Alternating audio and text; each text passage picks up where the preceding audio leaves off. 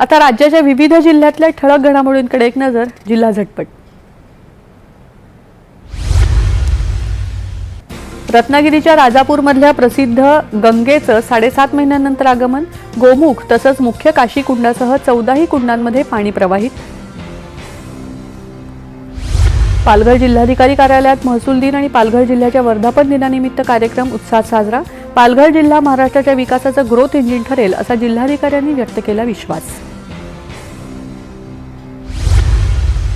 पुणे, कोल्हापूर, सांगली, सातारा आणि सोलापूर या 5 परिक्षेत्रीय विभागांच्या पोलीस कर्तव्य मेळावा 2026चं पोलीस अधिकारी आणि खेळाडूंच्या उपस्थितीत झालं उत्साहात उद्घाटन. लातूरमध्ये आंतरराष्ट्रीय न्याय दिन आणि जागतिक लोकसंख्या दिनानिमित्त लिंग निवडीस प्रतिबंध कायदा 1994 या विषयक जनजागृती कार्यक्रमाचं करण्यात आलं आयोजन.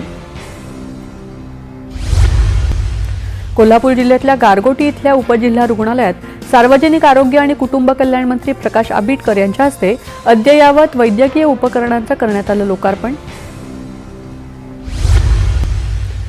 बीड जिल्ह्यातल्या अंबाजोगाई इथल्या चायनीज सेंटरवर अन्न आणि औषध प्रशासनानं कारवाई करत अन्न पदार्थांचे नमुने ताब्यात घेऊन हॉटेल केलं सील.